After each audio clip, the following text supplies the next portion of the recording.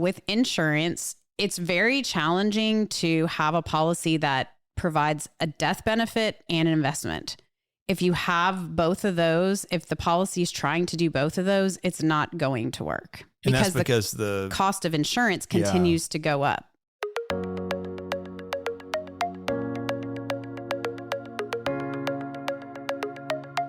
Welcome to a Wiser Retirement Podcast. We believe the best financial advice should always be conflict-free. I'm your host, Casey Smith. Guiding you to financial freedom today is my co-host, Shauna Theriault. Hey, Shauna. How are you? Doing good? Awesome. So we're going to start a couple of things. I've heard about this a lot lately. I'm getting phone calls from people saying, hey, I got a call from this insurance person, and they're talking about I can be my own bank if I buy this insurance policy. So I want to dive into that. And you've done all the hard work and the research on this. But something caught my eye a couple of days ago in the Wall Street Journal. And I think it kind of aligns with what we're talking about this episode. It's a great article. It's titled "A Couple Won the Powerball. Investing It Turned into a Tragedy." And so I was like, okay, well, usually people who win that much money, they won $180 million after tax. I think it's like $59 million. I don't know why it was so much less. They didn't talk about that. Usually you think half, you get half, right? But I guess Michigan took a big chunk too in their state tax. But so this couple's in Michigan, they get $59.6 million after tax deposited in their account after winning this Powerball. They realized that the day they won the Powerball was the 5-year anniversary of their granddaughter passing away. She was a 2-year-old little girl, had a rare disease that usually takes babies by the time they're 4 months old. She made it to 2 years old. And they're very religious people, and they said, hey, this is a sign. We need to take some of this money and we need to go help other people who have this disease. So they took roughly $29 million of the earnings and they created a foundation. So that makes sense, right? Well, their financial advisor at the time was a guy with Principal Financial Group. Insurance. So insurance, but not much different than Northwestern Mutual, or they're all kind of the same, right? Sure. So they're like, hey, this is a lot of money. Do you guys really handle this kind of money? So they said, oh yeah, we can do this. Within a couple of weeks of them winning this lottery, they get flown on a private jet to principal headquarters, and where they're told, we'll take care of you. We have all these people here that are experts in managing this kind of money. Okay. You would think that this is not just grandma who's buying a $500,000 product from him. You think everybody in the whole company would know this. It's making one guy's like career, right? Their advisor. He's never seen this kind of money before.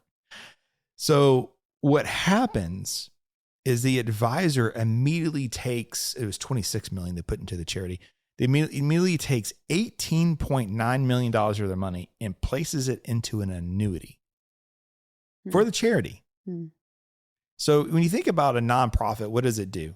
A nonprofit has a mission. It uses its resources to fund this mission. So however they were funding their mission, a nonprofit, a 501c3 is already tax exempt. That's the beauty of a 501c3, right? Right. The reason why you would buy an annuity is for tax deferral growth, right? Yes. Generally, yes. So why would you be buying a tax deferred product inside a tax exempt entity? It doesn't make any sense. Totally. Now, they could have been buying annuity, had all these guarantees. Well, right. Because they usually say, sometimes they can act like a fixed income instrument, right? And correct. So it's kind of like, you reduce your exposure to the market, even though some of it's tied to the market, and, the guarantees you're talking, but those, you usually pay for those. So in this case, I don't think it was that kind of annuity. They describe them as variable annuities that had mutual fund like products inside it. So it sounds like a variable annuity. The advisor received $1.2 million in compensation in commissions for that one transaction. $1.2 million. The alternative would have been invest in mutual funds or ETFs you could done an ETF portfolio that would have had an average cost of 0.03% with that money. Because typically when you have that much money going to an endowment, there's a long runway for you. So, right. So you have a long time horizon, and right. someone else in the family would take it's over this. It's perpetual because it's a business. So you have a private foundation. Yeah. Exactly. So someone in the family would take over this 501c3, works forever. How long does an endowment supposed to last? Supposed to last forever. So therefore your time horizon is so long that you can just let it ride in most cases and keep some in reserve. And it appears to be that they did keep some in reserve for whatever reason. Didn't really go into that. But the funds, the products themselves had a recurring charge of 2%. So you lost 1.2 million in commissions immediately, and then I had a 2% fee going forward. By 2011, 93% of the nonprofit's assets were all inside annuities. So they bought these initial annuities, and then they kept buying more. And then in annuity world, a new flashier product might come out, kind of like cars. Sure. And so you trade the old car in for a new car. So in the annuity world, there's an incentive for these advisors to trade that annuity in for a more flashier annuity. And this guy was doing that. So in the end, $26 million in the foundation, but $47 million was transacted in annuities. $47 million. You had 26. That's over 100% turnover. Right? Yes. Yes. So, or no, it's not. It's just under 100% turnover. But $3.3 million was generated in commissions for this person. So again, this is not, and we see this a lot, especially with elderly and the turnover in the products. But this would be probably the largest asset holder at Principal Financial Group. And they have an advisor who's doing this.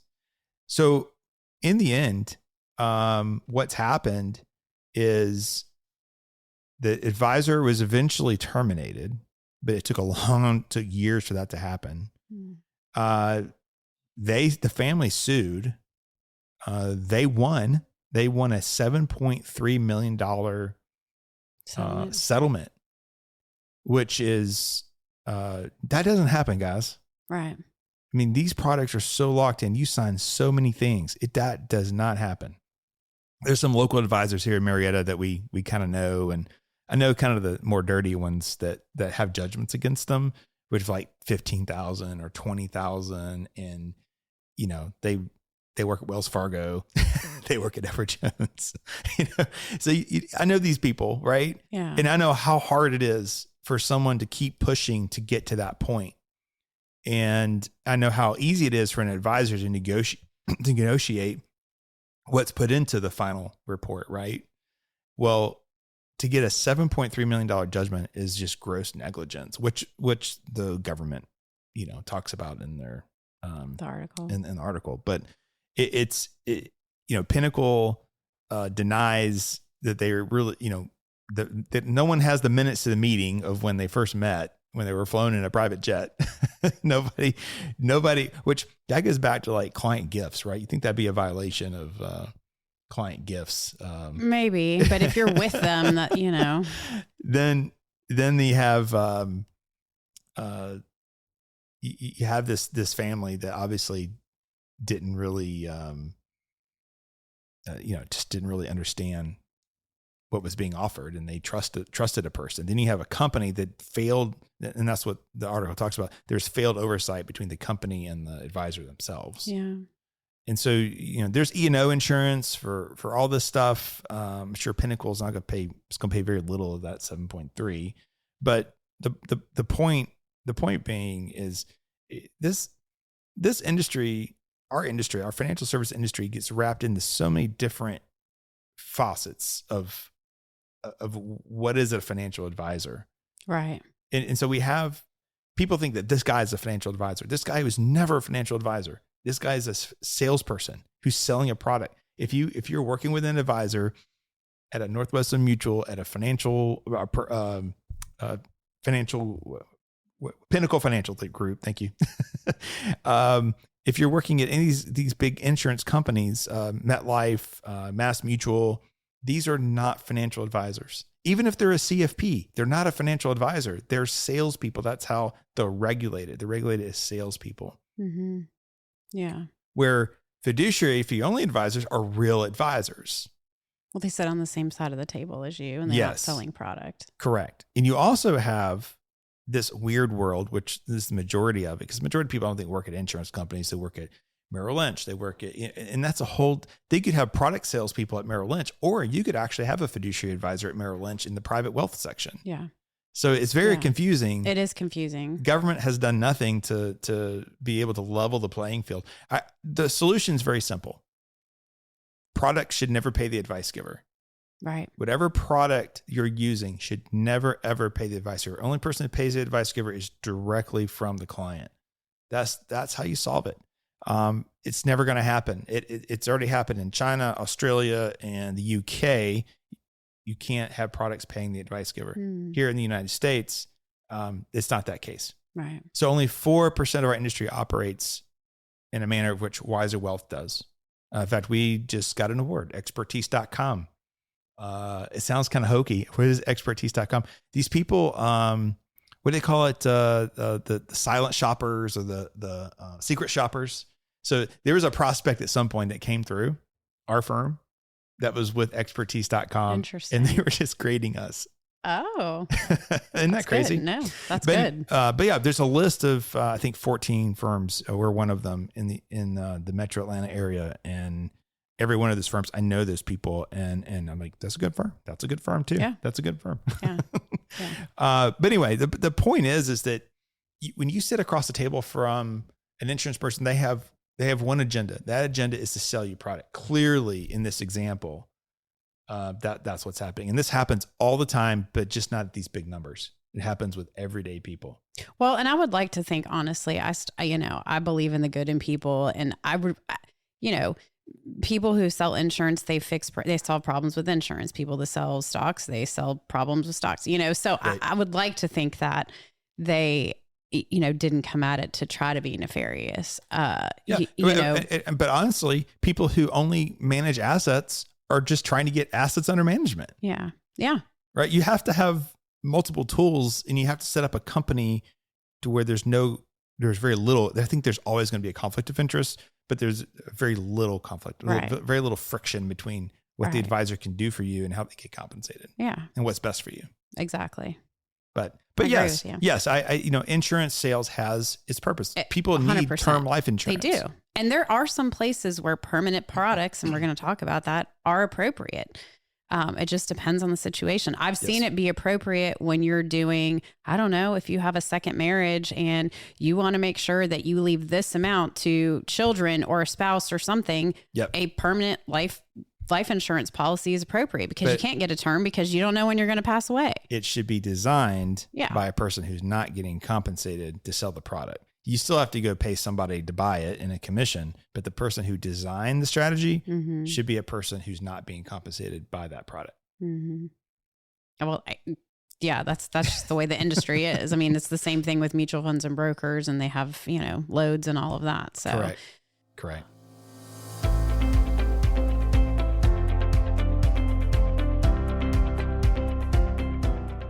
Are you curious why annuities keep coming up as a potential investment option? People are often told that annuities can effectively mitigate investment risks and help secure their financial future. However, annuities often benefit the salesperson and might not be the best choice for you as a consumer. To learn more about the various types of annuities, the negatives of owning them, and better investment alternatives, we have a free ebook on our website just for you. To download our ebook, Buyer Beware, Why Do They Keep Trying to Sell You That Annuity? Simply click the link in the episode notes or visit wiserinvestor.com/guides. Now let's get back to the episode. I had a very nice lady, if you're listening, thank you for your email. She emailed me and said, I should tone down my rhetoric on annuity salespeople. She bought an annuity. Mm-hmm. And she bought an annuity because she didn't like the volatility in the market. And so she basically bought a fixed annuity. She gave them X amount of dollars and she got X amount of dollars for the rest of her life. And when she passes away, it'll just disappear. Mm-hmm. And for her, that she felt like that was safer for her. Yeah. Now I told her that's her sleeping at night is very important, and she made the best decision for her. But if she had talked to me as an independent advisor, I would have educated her about how the markets work. Yeah. We would have created a cash bucket where she would have had 2 to 5 years worth of cash, now paying 5% interest. Right. Then she would have had the remaining money would have been in 40% have been bonds, 60% would have been stock. And I could show her, most likely, I don't know her scenario exactly, but I could show her that you could basically be your own annuity. You'll never touch the stock. The stock probably gets inherited by the next generation, but you need it to keep up with inflation. You need it for the dividend income. And then you have the bonds, which now have higher yields, right? That are generating income into that cash bucket. And now you've just done exactly what the annuity company's doing with your money, except now you get to pass it to the next generation. And there's upside to it. And there's more upside to it. And when you get nervous, you call an advisor and say, I'm really nervous about what's happening. And then we remind you, don't sell. This was the strategy. This is why you're doing this, right? This is why you got to stay the course. Right. None of your lifestyle is not in danger. We've stress tested this thing. If we repeated the financial crisis, your life doesn't change one single bit. And they go, okay. And we saved them who knows what in commission. We're now allowed, the annuity now doesn't just disappear. It goes, you have money that you can transfer to the next generation. But a person who sells the annuity, who solves that problem for her with a fixed annuity, they can't offer you the other alternative, right? Because they don't make any money, or they're not smart enough to figure it out. I don't even think it's just an option at the companies usually. Correct. Right. Correct. When I started my career off at AXA Equitable in the year 2000, and I could not use index funds. Mm-hmm. I could put an index fund inside a brokerage account, but I would receive $0 in compensation, which means that when I sat down with my manager at the end of every week, I would be chastised for that because I didn't make anybody any money. Even if it was the right thing to do. Even if it was the right thing to do. And that's why you're not there anymore. I was there for a very short time period. Right. Because it doesn't sit well. You're not serving people. Correct. So anyway, I'll get off my soapbox on that. And I'm not going to stop taking these annuity salesmen to task because, and I know them, they're all very nice people. They're in our son's baseball team. They're in our science school class. They're in all these different things, and they're good people. They just have never really thought for themselves, and they drink the company Kool-Aid, and they're just good salespeople. There's people out there that are just really good at selling. You could give them toothpicks and tell them none of these people have teeth, and they could still sell them toothpicks.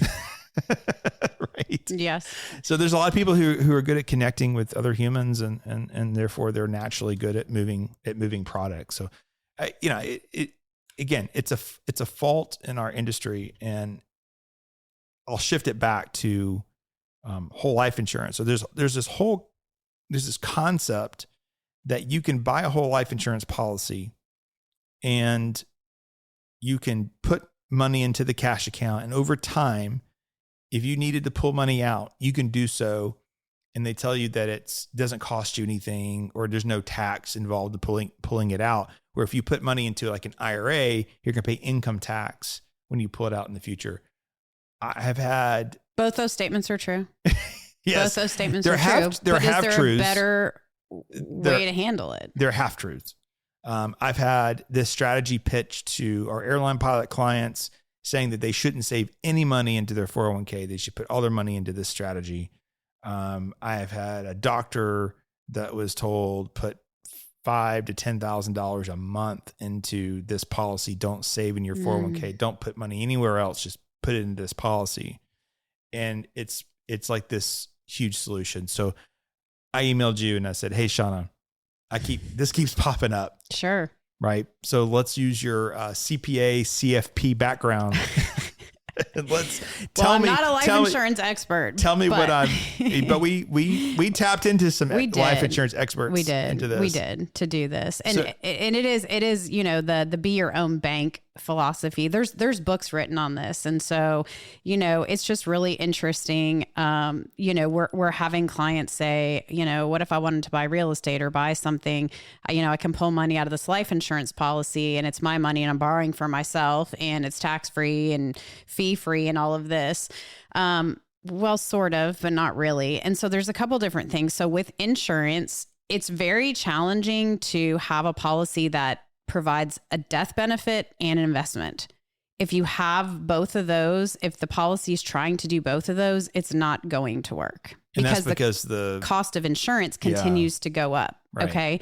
Now, most agents or brokers don't want to sell you a policy with low insurance because that's how they get paid. That's how the company gets paid. They get paid on the life insurance piece. Okay. So you can structure these, and there's some brokers or agents that do, where the insurance piece of the life insurance piece on the specific product is very, very low. So you're maximizing what your return is and potentially how much you can take out of the policy, and you're maximizing the growth on it because of the cost of the insurance as low as it can be. Okay. So most of them won't structure it that way, although there are experts in the field, if you will, that structure it that way for purposes of the investment and potentially borrowing against it. So just know there's that. If they're trying to sell you both in the same policy, it's not going to work long term. Okay. So I did an analysis and saying, okay, if we're trying to grow, the goal, I assume, of investing into different buckets, if you will, is to grow your net worth. Right. Okay. So yes, risk adjusted free as much as possible. Right. And potentially depends on, who you are, but, in looking at growing your overall net worth. So when you create these insurance policies, first of all, in order to draw it tax-free, it has to already be set up, and it has to be something you're contributing to. It can't just be you put a lump sum of $500,000 into this policy and then you turn around and take out $400,000. Right. That is called a modified endowment contract. So the government has gone around that and said, well, you can't have tax-free withdrawal from something like that. That's called a MEC. And so this is something that has to be set up over time. So if you're like 10 years, 5 years, potentially, yes. I don't know if there's a time limit on it, to be perfectly honest with you, but it has to be something that is set up and contributing to in order to have that tax-free withdrawal. When you make a loan against your life insurance policy, there is still a cost to that. Now, your investments, your policy is still invested in what it's invested in, but there's still a cost in terms of an interest cost. So if you take a loan, you may be paying them 7 or 8% on that loan. Okay. Which is fluctuating depending on what interest rates are doing. You can do the same thing with a margin loan. So in other words, if you have stocks in an account or mutual funds or what have you, that's at a brokerage account that doesn't have all these other fees that insurance policies have, like the 2% you're mentioning. A lot of these policies have a lot of fees that really hurt your upside. Right. So let's say you have a brokerage account, you can still draw money against that, like a margin loan. If you need access to quick money, you do pay an interest to it, just like you do with the life insurance policy. But you leave your assets invested and there's no cap on your upside. A lot of these policies have a cap on the upside. Okay. In the whole life insurance policy, when you pay that interest, are you paying yourself like No. a 401k loan, or you're paying the company? You're paying the company to borrow. Okay. So you're not paying interest to yourself like a 401k loan. You're actually paying interest to so they're making more money on top of right. So I don't know where. Yeah, it's kind of double dipping. But they tout it that you can pull it tax free, and like from an IRA you can't. Well, that's true. You can't pull money from an IRA tax free unless you do a loan, and you're limited to $50,000 on your 401k. There's limitations to that. You could pull money from a brokerage account to potentially tax free. Exactly. So to me, I'm like, okay, if I have to put my money into this insurance policy that has, I can't really get a lot of death benefit out of it, or the growth component's not going to be there, because the death benefit's going to eat away at the growth. So if I have to invest here, is that really the best investment? Now, they do have an investment component. A lot of times they're tied, depends on what the product is. Yeah. They're tied to an index, and they say, you're going to have downside protection, but they also limit the upside. The cost of those products is so high, they can't even call them mutual funds. they have to call them separate managed accounts. And the separate managed accounts are going to have fees 2.25% and higher. Yeah. Some of the policies I've seen, they charge you 2.25% to get in. And then it's some of a normal like 0.9 or 1% going forward, which is, I think, is ridiculously high for an index fund. But you are correct. So it's kind of like, I guess it's kind of like swimming upriver. You know, your investment has to paddle really, really hard. Right. In order to get that hurdle against the fee Yes. that's there. Then there's some component of life insurance that has a fee against it. And maybe you've limited that life insurance, but there's some component. It's not usually just an investment product. Correct. So if the S&P did a 7% year, I would expect that those products, you could probably make around 3, maybe 4, yeah, maybe. Depending on how they're calculated. I've seen some where you don't make anything on that. Yeah, that's true. Just depends how they're calculated. If they're a month-to-month calculation or an annual calculation, it depends because they look at very specific timing points in the indexed annuities anyway. You know, something else you could do. So the whole point is be your own bank. You can borrow money. So if you put this money in a brokerage account, you can always borrow against usually up to 50% of the brokerage account. I've seen it as high as 75%, but you can borrow against your brokerage account. You'd have to get loan approval, but you could always take equity from your home, which probably right now would be anywhere from 7 to 9%. Right. Depending on what it's for. You could also pull money from an IRA, which is what they're comparing this to. They're saying, well, if you put money in the IRA, pay all this tax, you can borrow. If you put the money into the plan, you into this whole life policy, and you borrow money from it, you wouldn't have to pay the income tax. I would argue that if you're trying to build wealth over time, that the tax deferral of the IRA is going to grow to be much, much larger than this whole life be your own bank policy. Right. You're going to get much growth out of it. Exactly. And that's the thing. And most of the times they're structured where they have so much life insurance, and the people that you talked about, they were like, put all this instead of a 401k. Yeah. They wake up 10, 15 years from now and they realize that their account hasn't grown that much. No. It's only grown by their deposits. Yeah. And that's tragic. It's completely tragic because you can't recover from that. Right. Is it hurt? Well, you haven't lost money, but you haven't gained money either. And you wake up 10 years later and you go, how could this happen? Right. And you go contact the advisor, and they can't if answer they're still the question. employed, they can't answer the question. They direct you to the life insurance company, and if you want to make a withdrawal or not. Right. Well, and the other thing about these policies and the mechanics is that they're designed so that they last for your lifetime. Mm-hmm. So what that means is, they also sell them as, well, you don't have to pay the money back.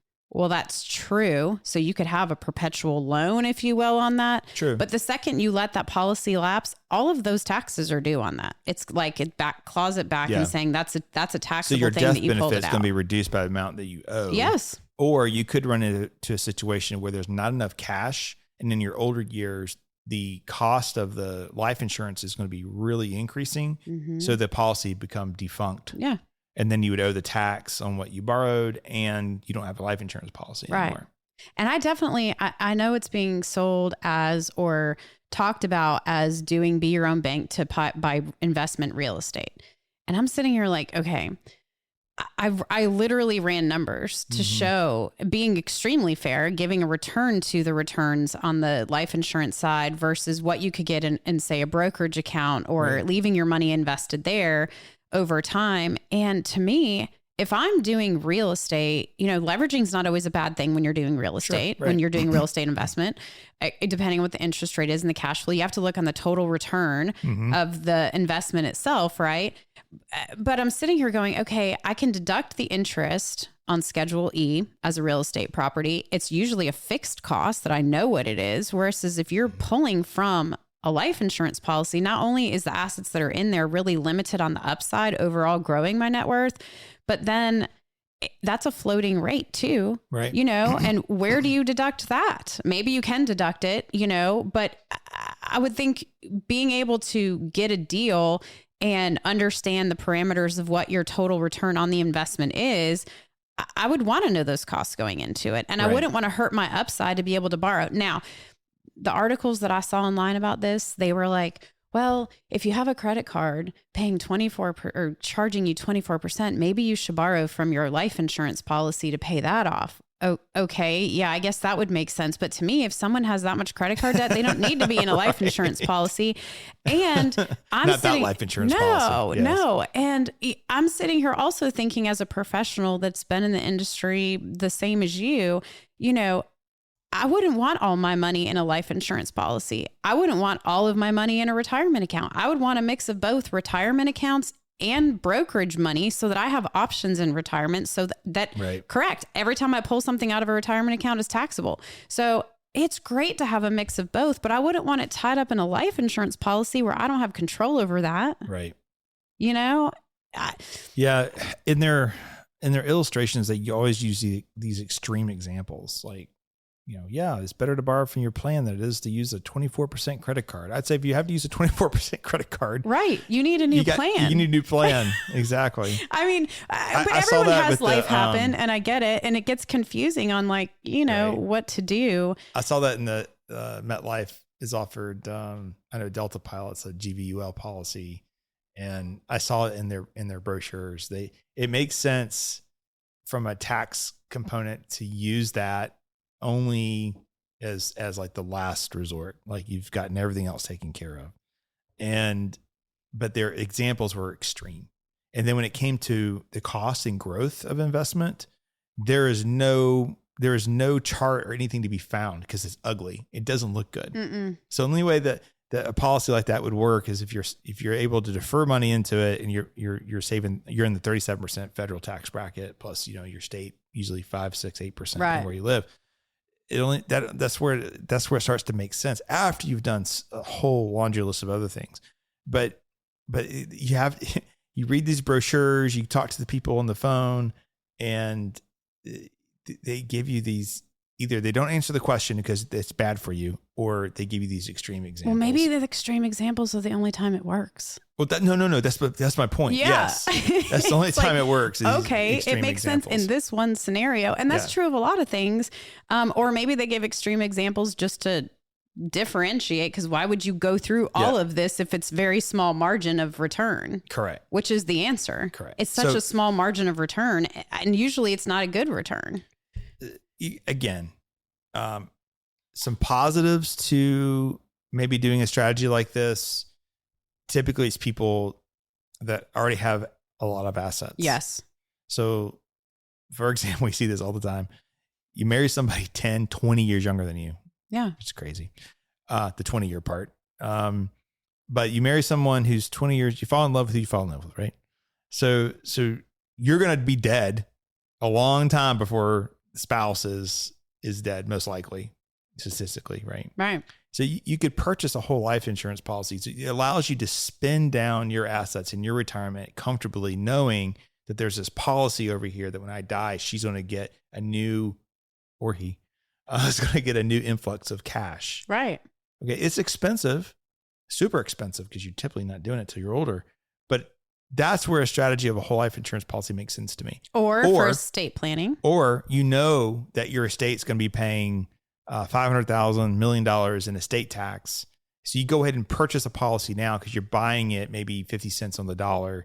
So when the tax has to get paid, this policy pays the tax. And then the flip side of that is maybe the family assets don't have to get sold. So if you have a lot of assets that are physical homes, things that you don't necessarily want to sell, then policies like that start to make sense. It's the everyday people that think that somehow this is a life hack, a financial life hack, to be able to buy something like this, and they're smarter than everyone else.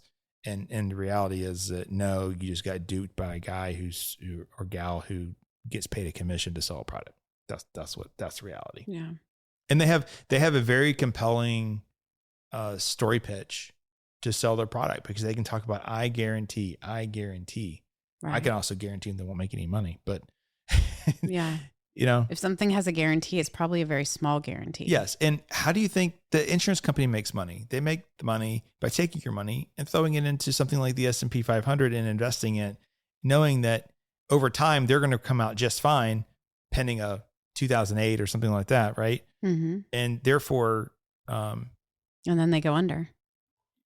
Right? They just get bailed out, right? Yeah. But they can go under. So yes, yeah, as we've seen. So yeah. Anyway, I think the point of this whole exercise is be your own bank by buying life insurance. It just doesn't make sense unless you fall into a category of what we just talked about. Right. And I think for a majority of our listeners, that's not going to be the case at all. Or it's too late. You're in your 70s and it's just not affordable to buy a $1 million whole life insurance policy. But yeah, you just got to be careful. I mean, everyone has a pitch. Everyone's trying to sell you a product to benefit themselves and their family. And you have to figure out what the pros and cons are of the product separate from them. They're not advising you. They're selling you. And just understand what it is. Try to understand. They're all very complex. Understand what you're buying. It's no different than walking into the Ford dealership. You know what to expect then. You know, this guy's trying to sell me a car. I want a car. He's trying to sell me a car. I don't know if this is the exact car I want, but he's not going to tell you at Ford, if you're buying new, he's not going to tell you, you know what? These are in the shop every day and they're breaking down. Right. Don't do it. Go talk to the service department. They'll tell you that. But no, they're not going to tell you, go talk to Toyota. I think that Tundra is a better fit for you. Right. No one's going to say that. No. You're going to sell the product that is sitting in front of you. And a lot of these salespeople will say, well, I can offer my product, but I can also offer all these products over here. But in the reality, they're getting compensated more for moving their own product versus these other products. And it's probably disclosed somewhere, but you're never going to find it. Some deep in the fine print, some form that you signed. Yeah. So anyway, thank you, Shauna, for researching that. I think that's very important for our listeners to understand the conflicts there. And most likely this is not a viable strategy if you really are trying to build wealth. Right. If you're trying to get the best return, it's probably not the best way to structure it. Probably not even the best way to borrow money. No. So no. There's a lot of power to be had in a large brokerage account. Yes. You can borrow against it. You can make withdrawals that are tax-free. You can, you can just... you can tax loss harvest it and create credits on your tax return. Yes. You can gift appreciated securities to charity. Indexing. Yes. You can gift securities to the next generation. Yes. Yeah. I think that's the key takeaway here is stay away from these, what you perceive to be shiny objects. Just go build a big brokerage account. Well, a lot of clients, and I understand this, they're like, well, I have to put it in an IRA or it's not invested. And it's, but really, I mean, I understand because we always talk about deferring to 401k, put it in retirement. So they think it's a retirement account, which it can be used for retirement, but a brokerage account can still have the same investments that a retirement account can have. It's just a type of account. It's taxed a little bit differently, but you can invest there. Yeah. And some of the, new people coming in or have only used a 401k, they didn't know that. So they have banks and they have 401ks. They don't have a brokerage account. We call them opportunity funds. We have lots of episodes on opportunity funds. Exactly. So, all right. Well, thanks for listening to today's episode. If you're interested in learning more about Wiser Wealth Management or want to schedule a consultation to meet with one of our fiduciary financial advisors, you can do so by going to wiserinvestor.com. You can also click on the link in the episode notes. We do have a few episodes you might be interested in. Number 214, what is disability insurance and do I need it? Long-term care insurance, to buy or not to buy. Episode 179, episode 146, the power of life insurance to meet your family's goals. You can also check out our YouTube channel, also called A Wiser Retirement. Long-term care insurance explained is one that we have linked here. Thanks for listening. If you have an opportunity to like and subscribe to our podcast, please do so wherever you're listening to the podcast. Have a great week, everybody. Thanks for listening to A Wiser Retirement podcast. We hope you enjoyed today's episode. Make sure to subscribe wherever you're listening. That way you don't miss any new episodes. We'd also appreciate if you could leave a rating and review.